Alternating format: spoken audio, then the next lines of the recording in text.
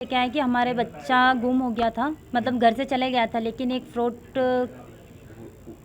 का कॉल ऐसा आया कि उसने अब पूरे वीडियो कॉल पे हमारा बच्चा दिखाया कि ये आपका बच्चा हमारे पास है, हमें पैसे डालो नहीं तो हम आपके बच्चे को मार देंगे। अच्छा, किस तरह से फ़ोन आया था आपके पास? क्या बोला गया था? वीडियो कॉल आया था, उस पर हमारा बच्चा पूरा लाइव दिखाया गया था कि देखो आपका बच्चा ये रहा है और अगर हम जो बोलते हैं वो हमारी मांग पूरी नहीं करी तो आपके बच्चे को मार देंगे। फ़ोन करने वाले ने क्या बताया आपको? क्या बोला था? कितने रुपए की डिमांड करी और किस डिमांड तरह तो की? उसने कम कम करके मतलब 1,02,000 तक डलवा लिए थे हमसे। पहले 30 डलवाए, फिर 30, फिर 25, 20 ऐसे कर करके उसने मतलब वो करा हमको और पैसे डलवाए।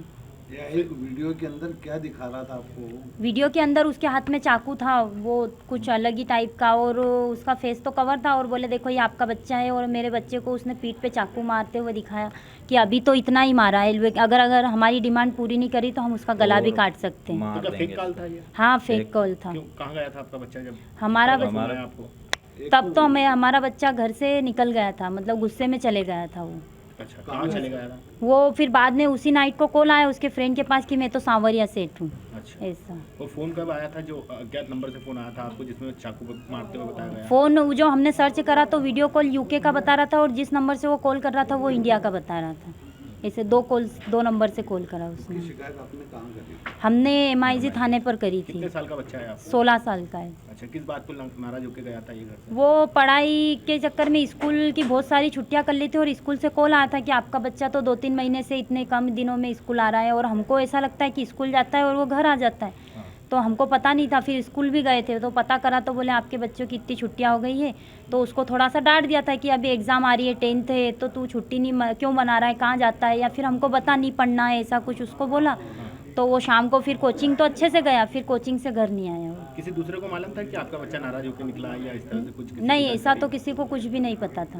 हाँ, या किसी ने कर दिया हो इस तरह से फ़ोन डराने के लिए आप लोगों को? नहीं, ऐसा कुछ भी कोई नहीं। सोशल मीडिया पे कुछ डाला था? सोशल मीडिया पे हमने उसका फोटो वायरल करा था कि किसी को पता चले या दिखे मिले तो हमको कॉल करना करके। नंबर भी डाला था? हाँ, नंबर भी डाला था। जब उन्होंने शिकायत करी?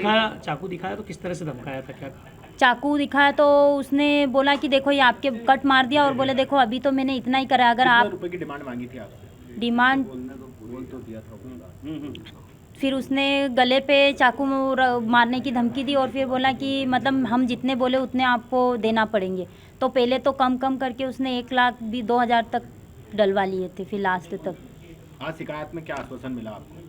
शिकायत में तो आप पूछे क्राइम ब्रांच आपको शिकायत करी थी? एडिशनल साहब ने सुना है, क्या बोला है? उन्होंने बोला ना कि मतलब ये तो पहला केस है, लेकिन इस पे वो कार्रवाई कर रहे हैं, और मतलब अभी तक तो हमको 2-3 बार यहाँ पर बुलाया भी है, मतलब हमारे केस पे ध्यान दे रहे हैं वो लोग, और आगे भी मतलब लोगों को पता चले कि ऐसा हो सकता है, इसलिए उन्होंने इस ये एक केस इस प्रकार है, इस तरह के एक साइबर फ्रॉड का मामला सामने आया जिसमें एक फैमिली थी जिनका बच्चा जो था वो 10th क्लास से पढ़ता था। जो बच्चे ने स्कूल बंक किया था तो उसको डांट दिया था, ट्यूशन किया था, वो ट्यूशन के बाद से फिर लौट कर नहीं आया, तो बच्चे के जो पेरेंट्स थे उनके द्वारा ढूंढा गया। गुम-इंसान होने के बाद फिर MIG थाने में उसका गुम-इंसान दर्ज कराया गया। फिर उसके बाद अगली और उन्होंने सोशल मीडिया प्लेटफॉर्म पर उसका फ़ोटो डाल दिया था और कॉन्टैक्ट नंबर डाल दिए थे बच्चे की जानकारी देने पर। उसके बाद तुरंत ही उसके बाद फिर उसी दिन शाम को लगभग उनके पास वीडियो कॉल आया और उसमें ये बताया गया कि तुम्हारा बच्चा हमारे पास है, और वो कवर्ड था उनका चेहरा, और बच्चे को दिखाया गया और बताया गया बच्चे को हम मार देंगे अगर तुमने पैसा नहीं दिया। और उसमें फिर उनसे एक QR कोड दिया गया जिसमें कि उनके द्वारा बोला गया कि 1 लाख रुपये डाल दो। तो 1,02,000 रुपये उनने डाल दिए, चूँकि उनके द्वारा देखा गया बच्चा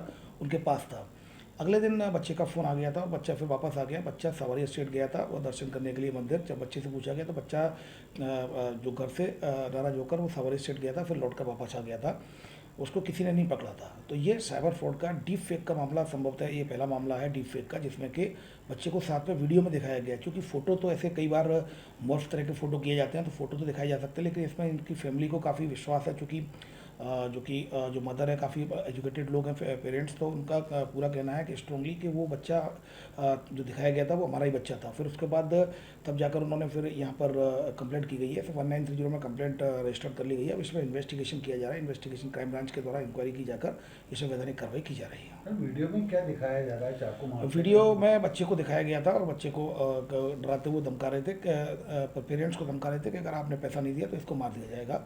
लेकिन ये पूरी तरीके से मामला ये साइबर स्कैम का, साइबर फ्रॉड है। ये डीप फेक का मामला संभवतः ये पहला मामला डीप फेक का हो सकता है जिसमें कि बच्चे को दिखाया गया था और बच्चा उनके पास था ही नहीं, बच्चा मंदिर गया हुआ था। तो कहीं ना कहीं ये एक डीफेक का पहला मामला है। इसमें फिलहाल क्राइम ब्रांच में इंक्वायरी रजिस्टर कर ली गई है, इन्वेस्टिगेशन किया है। सर वीडियो कॉल के भी मामले इस तरह के पहला मामला देखिए, ये आया है। पहला मामला आया है और ये डीफेक का मामला प्रतीत होता है। ऐसे में क्या करना चाहिए सर? देखिए, सबसे पहली बात मैं हमेशा कहता हूँ कि अपनी जो कि अब अगर कहीं बच्चा गुम होता है तो डेफिनेटली पेरेंट्स और सोशल मीडिया प्लेटफॉर्म पर डालते ही हैं, लेकिन हमेशा उसको वेरीफाइड करना चाहिए। अगर कोई वीडियो कॉल कर रहा है उसको, तो उसको वीडियो को भी अच्छे से वेरीफाइड करें, उसको फिर पुनः नंबर कॉल करके फिर वेरीफाई करें, क्योंकि आप एक बार में आपकी नज़रों का धोखा भी हो सकता है। कई बार आपको एकदम दिखाया जाता है और आप डरे हुए होते हैं, आपके सेंसेस डाउन होते हैं, तो उस समय आपको ऐसा लगता है कि शायद सामने वाला सही हो।